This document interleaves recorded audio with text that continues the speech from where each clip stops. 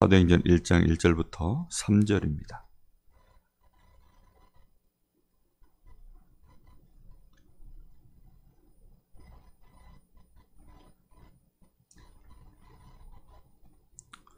사도행전 1장 1절부터 3절,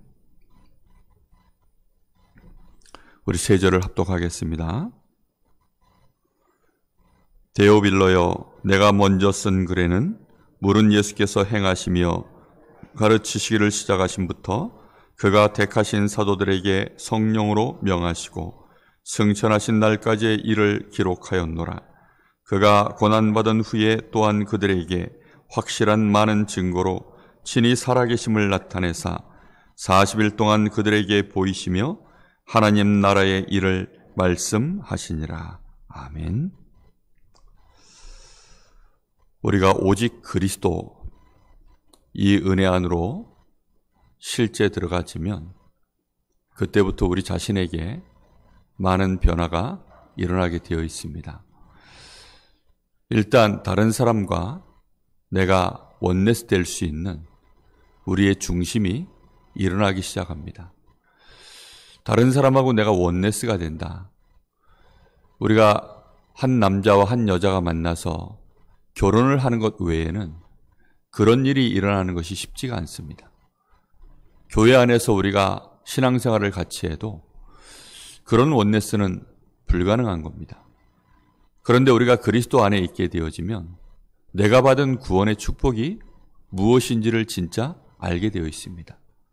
그리고 그리스도가 지금도 살아계셔서 나와 함께 하시고 나에게 허락하신 그 구원의 역사를 지금도 이루어 가심을 진짜 알게 되어 있습니다. 구원이라는 의미 자체를 우리가 발견하게 되는 거죠. 멸망이라는 것이 무엇인지를 진짜 보게 되는 거죠.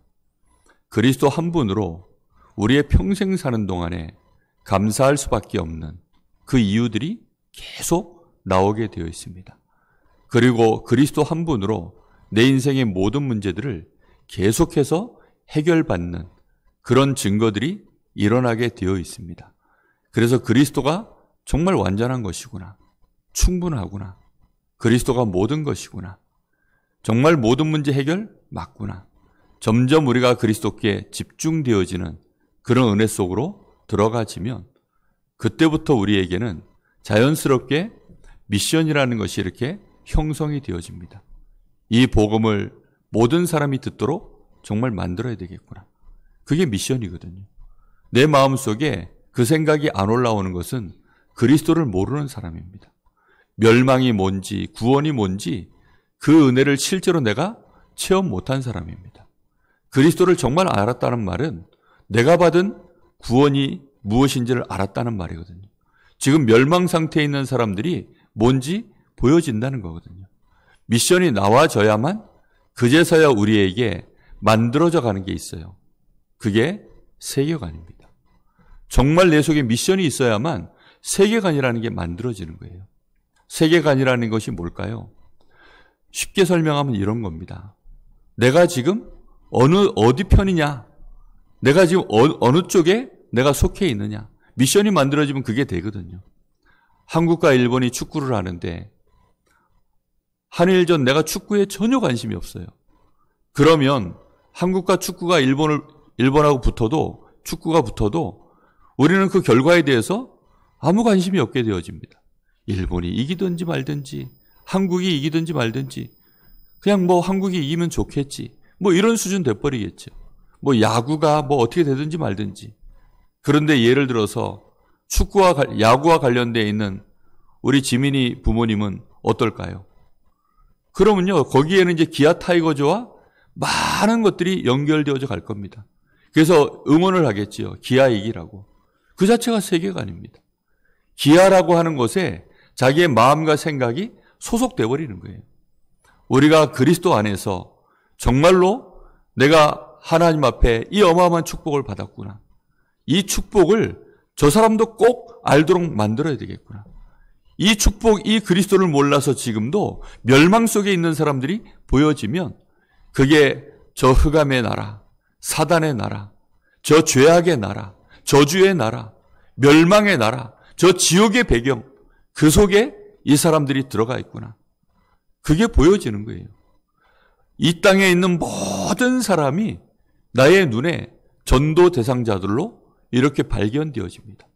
뿐만 아니라 참 복음을 정말로 소유한 사람이 발견되어지면 그 사람과 내가 손을 잡고 이 일을 할 수밖에 없는 이렇게요, 세계관이 자꾸만 만들어져 가는 거예요. 이쪽 편과 저쪽 편. 그게 세계관이거든요. 우리의 세계관은 육신의 나라에 속해서 그렇게 가는 게 아닙니다. 아무리 역사 속에 철천지 원수 일본이라 할지라도 그 일본 사람들 우리 눈에는 전도 대상자가 되는 거예요. 그리고 그들 가운데 정말 이 복음 때문에 함께 갈 수 있는 그 여지가 있는 사람이 있다면 그 사람과 손을 잡게 되는 것입니다. 그러할진데 당연히 우리가 우리 교회 안에서 우리 성도들이 그리스도 안에서 우리가 이 복음을 가지고 함께 가는 공동체가 되어진다? 그것은 지극히 당연한 일이 되어집니다. 우리가 서로 맞지가 않죠. 우리가 여러 가지 갈등이 있을 수밖에 없는 사단이 뿌려놓은 각인뿌리 체질이 우리 안에 있습니다. 그럼에도 불구하고 정말로 복음 때문에 우리가 서로 간에 다 연약하고 부족하고 멸망 체질이고 우리도 모르는 사이에 사단이 우리의 각인뿌리 체질을 이미 완성해 놨기 때문에 우리도 모르는 사이에 예수님의 제자들처럼 좌충우돌할 수밖에 없고 실수할 수밖에 없고 심지어는 심각한 우리가요 배신 비슷한 이런 행동을 할 수밖에 없는 것이 우리라는 사실을 예수님이 다 아시는 겁니다. 그래서 예수님이 제자들에게 미리 말씀하시는 거죠. 너희들이 지금 이럴 거야, 저럴 거야. 너희들은 결국은 나를 버리고 다 지각길로 가버릴 거야. 심지어는 그것을요, 이사야서에는 예언까지 해냈어요. 우리가 다 양 같아서 각기 제 길로 갔거늘 여호와께서는 그를 우리를 위하여 어떻게 했어요? 십자가에 못 박혀 죽도록 우리의 모든 질병과 저주 제약을 다 감당하시도록 그렇게 하셨다라고 되어 있습니다. 우리는 다 그런 존재들이에요. 그런데 우리가 멸망이 뭔지를 모르고 사단이 진짜로 활동하고 있다는 사실을 모르고 우리도 모르는 사이에 우리도 육신의 저 바리새인들과 같이 저 세상 사람들과 같이 그런 기준으로 서로를 쳐다보면 우리가 들키지 않은 만큼만 사람들 앞에 그걸 가지고 사실상 이렇게 저렇게 판단하고 원내스 될 수 없는 그런 구조로 가게 되어 있습니다. 그런데 감사하게도 예수님은 예수님의 제자들, 예수님을 따랐던 무리들이 다 도망가는 그런 상황까지도 실제로 말씀을 성취시키시기도 하시고 그리고 실제 너희가 그렇다는 사실을 보여준 것입니다. 베드로가 과연 마가의 다락방의 제1사도로 그 역할을 감당하면 될까요? 안 될까요? 오늘날 우리의 눈으로 봤을 때 절대 그러면 안 되죠. 왜냐하면 예수님 앞에 진짜 3번이나 부인하고 도망간 인간이거든요. 다른 제자들은요 그냥 도망갔어요. 근데 베드로는 정말 예수님을 3번이나 부인했고 실제로 예수님을 향해서 저주까지 했던 인물입니다. 그러니 예수님 부활 소식을 듣고도 사실상 베드로는 예수님 앞에 설 면목이 없어서 자기의 원래 업을 하던 갈릴리로 자기의 동네로 돌아가 버린 겁니다. 만약에 예수님이 베드로에게 찾아가셔서 그를 다시금 이렇게 끌어내지 않으셨다면 아마 그는 평생을 그냥 그렇게 후회 속에서 살며 인생을 마감했겠죠. 그런데 예수님은 베드로를 찾아가셨습니다. 그리고 제자들 한 사람 한 사람을 천사들을 보내기도 하고 예수님 자신이 가시기도 하고 그렇게 해서는 다 감람산으로 불러 모으신 것입니다. 그렇게 해서는 예수님이 40일 동안 하나님 나라의 일을 말씀하신 거예요. 제 마음속에 우리가 정말로 마가의 다락방에 그 기도가 되어지려고 하면 제 마음속에 미션이 하나 생긴 거예요. 원네스 돼야 된다. 정말 교회가 원네스 돼야 된다. 어떤 경우에도 원네스 돼야 된다. 복음으로, 다른 거 말고요.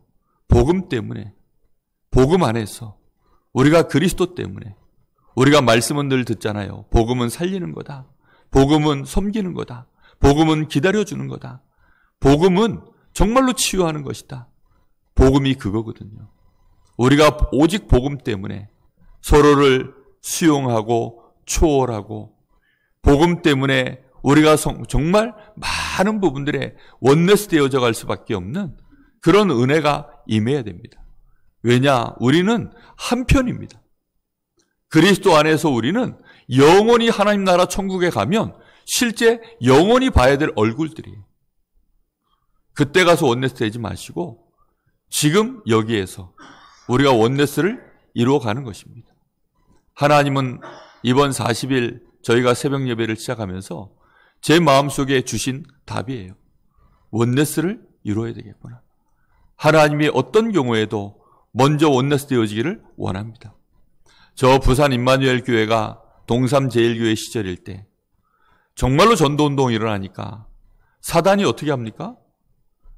정말 총동원돼서 발악합니다. 유 목사님도 미리 말씀하시더라고요. 여러분 다락방 이거 전도운동 시작되어지면 반드시 이단 누명 쓸 겁니다. 한 번도 역사 속에 전도운동 일어났을 때, 올바른 전도운동이 일어났을 때 이단 누명 쓰지 않은 적이 없습니다. 동삼 제일교회가 부산 노예로부터 공격을 받고 유 목사님 면직되어지는 일이 벌어졌을 때 유 목사님이 그렇게 말씀하셨대요. 만약에 2표만 나오면 내가 이 동삼 제일교회에서 내가 사임해 나가겠다.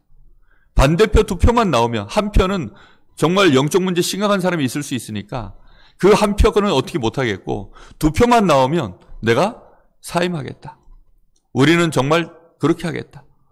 그런데 한 표밖에 안 나왔다. 한 표인지 뭐 하여튼 100% 온 교회가요. 아니 이단으로 정죄받는 그 일에 온 교회가 우리는 교단 탈퇴하겠다. 그 일에요. 100% 정말로 그렇게 원네스가 돼버린 것입니다. 그만큼 큰 이 전도운동 하면요. 바람이 붑니다. 사단이요. 가만히 있지 않아요. 우리가 복음 안에서 진정으로 원네스의 이 은혜를 못 누리면 전도운동? 사실상 하나님이 보실 때에는 우리가요. 감당 못합니다. 정말 오직 복음 안 되어져 있으면 감당 안 돼요. 우리 교회가 그 바람을 한번 분명히 맞았던 기억이 있지 않습니까? 그때는요. 정말 복음으로 교회가요. 힘있게 나아가던 시간표였습니다.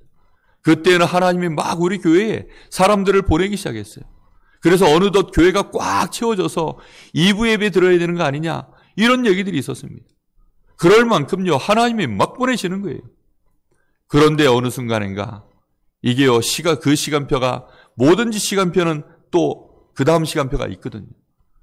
우리가요. 하나님 앞에서 많이 생각해 보셔야 됩니다. 과연 하나님이 나에게 복음 주셨는데 이 복음이 나에게는 무엇인가?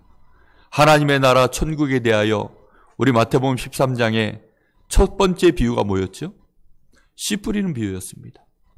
천국은 마치 저 밭에다가 씨를 뿌리는 그 농부와도 같다. 그러면서 이 씨를 뿌렸는데 길가, 돌밭, 가시밭, 옥토. 이 씨를 뿌릴 때 누가 와서 주워 먹습니까? 율법의 말씀을 뿌리는데 이 마귀가 와서 주워 먹을까요? 아닙니다. 율법의 말씀이라면 마귀는요. 오히려 훨씬 더 권장합니다. 그런데 이 복음의 말씀, 마귀는 이 복음의 말씀이 떨어져서 그것이 우리에게 열매가 일어날까 봐 30배, 60배, 100배 이거 열매 일어나면요. 마귀는 감당이 안 됩니다. 그러니까 어찌하든지 돌밭으로 저 가시덤불 가운데 말씀이 절대로 열매를 맺지 못하도록 천국은 그런 것이다. 올바르게 옥토 가운데 말씀 하나가 떨어져서 열매 맺는 것이 확률 자체가요. 그렇게 많지가 않은 거예요. 우리가 하나님 앞에 기도해야 되겠습니다. 하나님, 정말 오직 복음으로 양보할 이유가 100% 양보할 이유가 99%도 아닙니다. 100% 양보할 수밖에 없는 이유가 우리의 심령 속에 시작되게 하여 주옵소서. 정말로 그리스도 안에서 원네스를 이루는 마가의 다락방의 그 은혜가 우리에게 일어나게 하여 주옵소서. 사도와 70인 제자와 또 그 안에 있는 많은 아이들과 여자들, 많은 사람들이 그 안에 뒤섞여 있었습니다.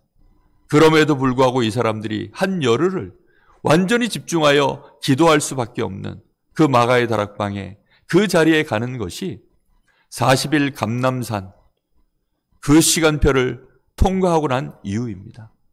그 세계관이 분명하게 만들어진 자들에게 그제서야 예수님이 하신 말씀이 이제 너희에게 성령이 임할 거야. 아버지께서 너희에게 성령으로 물 붓듯이 부을 거야. 그때까지 너희는 예루살렘을 떠나지 마라. 이렇게 예수님 말씀하셨습니다. 우리에게 진정한 성령의 바람 같은 불 같은 역사가 언제 일어납니까? 원네스 되어졌을 때입니다. 오직 그리스도로 원네스. 그 축복이 우리 모든 성도들에게 이번 40일 특별 새벽 기간을 통하여서 우리 안에 복음 때문에 100% 양보할 수밖에 없는, 그래서 원네스가 실제로 이루어질 수 있는 그런 은혜가 우리 모든 성도들에게 임하게 되기를 예수님의 이름으로 축복합니다. 기도하겠습니다. 하나님 은혜를 진심으로 감사를 드립니다. 우리가 2일차 특별 새벽 기도의 이 날을 또 맞이했습니다. 하루하루가 지나갈수록 하나님 우리의 각인뿌리 체질 속에 들어있는 우리의 영적 상태를 발견할 수 있을 만큼 주께서 우리 모든 각 사람에게 성령의 조명이 있게 하시기를 원합니다. 오직 복음, 진실로 살아계신 우리 주님이 지금 나와 함께 하심을 발견케 하여 주옵시고, 그리스도이신 우리 주님 앞에서 우리의 과거와 현재와 미래를 두고 우리 교회와 우리 후대들을 두고 이 지역 복음화와 237 나라 5천 종족을 바라보며 하나님, 우리에게 지금 이 시간에 우리 교회에 우리 주님이 진정으로 무엇을 원하고 계시는지 하나님 깨달을 수 있는 은혜가 우리 모든 성도들에게 임하게 하여 주옵소서. 우리 사랑하는 귀한 중직자들에게 그 은혜가 먼저 임하게 하여 주옵시고 연약한 이 종에게 그 은혜가 임하게 하여 주시옵소서. 그래서 온 교회가 진실로 그리스도 안에서 원네스 되어질 수밖에 없는 이 생명의 복음의 감격과 은혜가 실제로 누려지게 하여 주시옵시고, 그것으로 말미암아 정말로 사단이 우리에게 공격할 수밖에 없는 모든 틈들을 메우는 일에 하나님 우리의 기도가 시작되게 하시고 우리의 사실적인 헌신이 시작될 수 있도록 주님께서 역사하여 주옵소서. 이 새벽 제단에 아직 참여하지 못하는 우리 사각지대에 있는 성도들이 있습니까? 하나님 함께 할 수 있도록 주여 정말 우리 모든 성도들에게 주의 천군과 천사들로 주께서 이 시간 파송하여 주옵소서. 주의 성령께서 그 심령들을 만져주시기를 원합니다.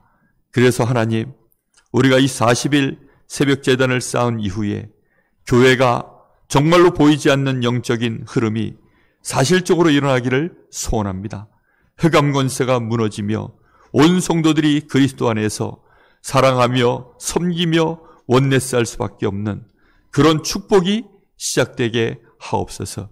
하나님, 마음껏 하나님이 우리 교회를 통하여 새 생명들을 보내고 많은 제자들을 보낼 수밖에 없는 복음 안에 원네스의 그릇이 만들어질 수 있도록 하나님이 축복하여 주시옵소서.